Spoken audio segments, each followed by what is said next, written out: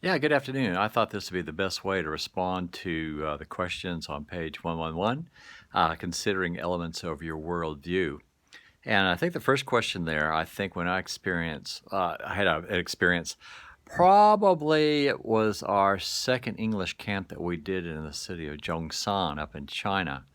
And we had a large group of volunteers. We probably had about 10, 15 Kiwis and about 10 Americans.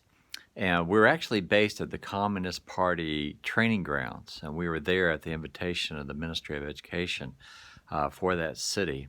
So it was a very fortunate situation that we were in. We also used the staff cafeteria, and one day there was an event where one of the American volunteers was sick of their food. Didn't like this Chinese food, and it was pretty authentic.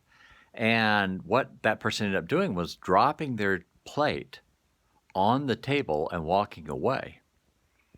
And so that kind of reverberated through the ranks, and people came to me and they said, "Oh, one of the Americans, he dropped his plate on the table. He didn't like the food. He was a little bit disgusted, and I didn't really think much of it." Well, I totally underestimated the situation. From a Chinese perspective, is that if you drop your plate on a table surrounded by people, you are insulting them. You are breaking fellowship with them. They are losing face. And initially, I had underestimated this. I had these reports come to me, and I thought, oh, well, we'll work through it. No big deal. Dropped a plate, from my Western worldview. Well, sure enough, it got worse and worse until finally our partners there were saying, look, you need to respond to this. And Steve, as the leader of the camp, for the English camp, you're going to have to go directly to the director and apologize as well.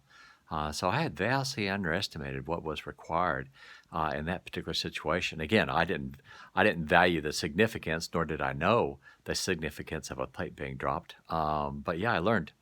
Often you learn these things by violating cultural norms, and hopefully you have a good enough relationship that one can apologize and make it go from there.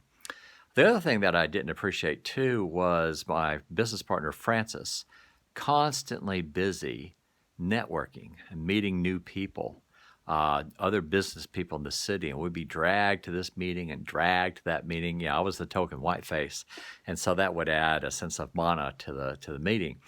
And then I finally realized that what she was building was building this web of relationships, and often these individuals we met 6 months to 9 months later, they're actually providing the answer to solve our problems on an issue that happened down the road. And so it was more of a preventative exercise. You networked like mad because you never knew when you would need to know with someone and work with them. So that's what I learned on that. And I learned, the second question is there when I've been challenged by my Christian faith and some elements of my worldview. I think growing up in LA culture, efficiency is a value, getting things done, quickly and well. That was kind of ingrained in me. And through this relationship with Francis and doing business up in China, it was just realizing the value of just spending time with people, the value of hospitality. And actually, a lot of business was done around the restaurant table than in actual formal meetings. That's when people got to know me. We got to know one another.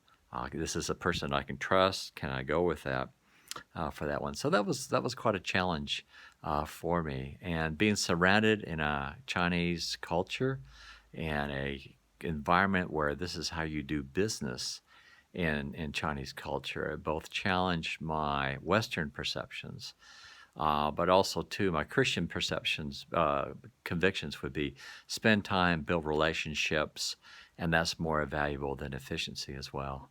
So that would be my story on the questions raised in page 111.